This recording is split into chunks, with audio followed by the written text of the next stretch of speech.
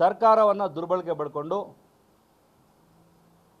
ವಿರೋಧ ಪಕ್ಷಗಳಿಗೆ ಬೇರೆ ಪಕ್ಷಕ್ಕೆ ಯಾರಿಗೂ ಒಬ್ಬರಿಗೂ ಕೂಡ ಒಂದು ಮಾಹಿತಿ ಕೊಟ್ಟಿಲ್ಲ, ಆಹ್ವಾನ ಕೊಟ್ಟಿಲ್ಲ. ಇದು ಚಿಕ್ಕಬಳ್ಳಾಪುರದಲ್ಲಿ ನಡೆದ 80ನೇ ಸ್ವಾತಂತ್ರ್ಯೋತ್ಸವ ಕಾರ್ಯಕ್ರಮದ ದೃಶ್ಯಗಳು. ದೇಶದ 80ನೇ ಸ್ವಾತಂತ್ರ್ಯೋತ್ಸವದ ಅಂಗವಾಗಿ ಜಿಲ್ಲಾಡಳಿತದಿಂದ ಆಯೋಜಿಸಲಾಗಿದ್ದ ಸರ್ಕಾರಿ ಕಾರ್ಯಕ್ರಮದಲ್ಲಿ ಜನಪ್ರತಿನಿಧಿಗಳು, ಅಧಿಕಾರಿಗಳು ಹಾಗೂ ಗಣ್ಯರು ವೇದಿಕೆಯಲ್ಲಿದ್ದರು. ಆದರೆ ಶಾಸಕ ಪ್ರದೀಪ್ ಈಶ್ವರ್ ಬೆಂಬಲಿಗರು, ಕಾಂಗ್ರೆಸ್ ಕಾರ್ಯಕರ್ತರು ವೇದಿಕೆ ಏರಿದ್ದು ಸರ್ಕಾರಿ ಕಾರ್ಯಕ್ರಮದ ಪ್ರೋಟೋಕಾಲ್ ಉಲ್ಲಂಘನೆಯಾಗಿದೆ ಎಂಬ ಆರೋಪ ಕೇಳಿಬಂದಿದೆ.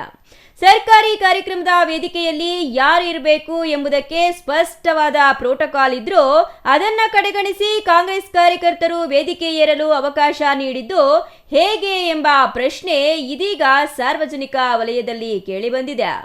ವೇದಿಕೆ ಕಾಂಗ್ರೆಸ್ ಕಾರ್ಯಕರ್ತರಿಂದ ತುಂಬಿ ತಿಳುಕುತ್ತಿದ್ದ ದೃಶ್ಯಗಳು ಕಂಡುಬಂದಿದ್ದು ಅಧಿಕಾರಿಗಳ ನಿರ್ಲಕ್ಷ್ಯವೋ ಅಥವಾ ಆಡಳಿತ ಪಕ್ಷದ ದರ್ಪವೋ ಎಂಬ ಚರ್ಚೆ ಕೂಡ ಶುರುವಾಗಿದೆ.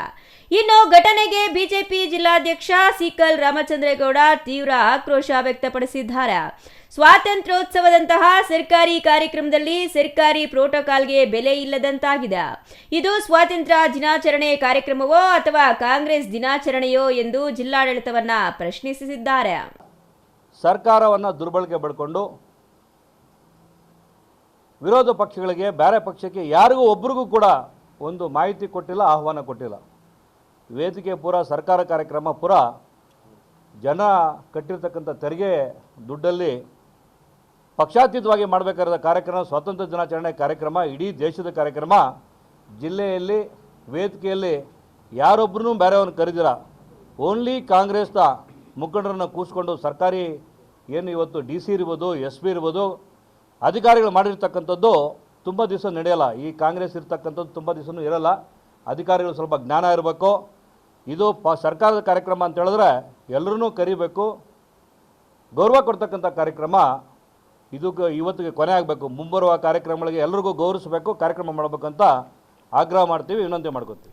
ಮತ್ತೊಂದೆಡೆ ಸರ್ಕಾರಿ ಕಾರ್ಯಕ್ರಮದ ಪ್ರೋಟೋಕಾಲ್ ಉಲ್ಲಂಘನೆ ಕುರಿತು ಕೇಳಿಬಂದ ಆರೋಪಗಳಿಗೆ ಜಿಲ್ಲಾ ಉಸ್ತುವಾರಿ ಸಚಿವ ಬೈರತಿ ಸುರೇಶ್ ಅವರ ಪ್ರತಿಕ್ರಿಯೆಯೂ ಇದೀಗ ಚರ್ಚೆಗೆ ಗ್ರಾಸವಾಗಿದೆ. ಕಾಂಗ್ರೆಸ್ ಕಾರ್ಯಕರ್ತರನ್ನ ಸಮರ್ಥಿಸಿಕೊಂಡಿರುವ ಸಚಿವರ ನಿಲುವು ಬಿಜೆಪಿ ಹಾಗೂ ಕಾಂಗ್ರೆಸ್ ನಡುವೆ ಮತ್ತೊಂದು ರಾಜಕೀಯ ವಾಕ್ ಸಮರಕ್ಕೆ ಕಾರಣವಾಗಿದೆ. ಒಟ್ಟಾರೆ ಸ್ವಾತಂತ್ರ್ಯೋತ್ಸವದಂತಹ ರಾಷ್ಟ್ರೀಯ ಕಾರ್ಯಕ್ರಮದಲ್ಲಿ ರಾಜಕೀಯ ಪಕ್ಷಗಳ ಕಾರ್ಯಕರ್ತರಿಗೆ ವೇದಿಕೆಯಲ್ಲಿ ಅವಕಾಶ ನೀಡಿದ ಆರೋಪ ಇದೀಗ ವಿವಾದಕ್ಕೆ ಕಾರಣವಾಗಿದೆ. ಇಲ್ಲಿ ಯಾರು ಬೇಡ ಅಂದಿದ್ರಿ? ಯಾರು ಬೇಡ ಅಂದಿದ್ದು? BJP ಅವ್ರನ್ನ ಯಾರು ಬೇಡ ಅಂದಿದ್ರು, JDS ಅವ್ರು ಯಾರು ಬೇಡ ಅಂದಿದ್ರು? ಸಾರ್ವಜನಿಕರದ್ದು ಕಾರ್ಯಕ್ರಮ ಇದು. ಸಾರ್ವಜನಿಕರು ಎಲ್ಲರೂ ಬಂದು ಯಾರು ಕೂತ್ಕೋತಾರೆ, ಯಾರು ಬರಬೇಡ ಅಂತ ಹೇಳಿದ್ರಾ? ಯಾರು ಬಂದರೆ ಎಲ್ಲರೂ ವೇದಿಕೆ ಮೇಲೆ ಕೂತ್ಕೋತಾರೆ. ಕಾಂಗ್ರೆಸ್ ಅವ್ರು ಬಂದರು ಸ್ವತಂತ್ರ ದಿನಾಚರಣೆ ರೀ ಇದು, ಯಾರ್ದು ಮಕ್ಕಳದು ಮದುವೆ ಅಲ್ಲ. ಎಲ್ಲರೂ ಖುಷಿ ಏನಕ್ಕೆ? No protocol.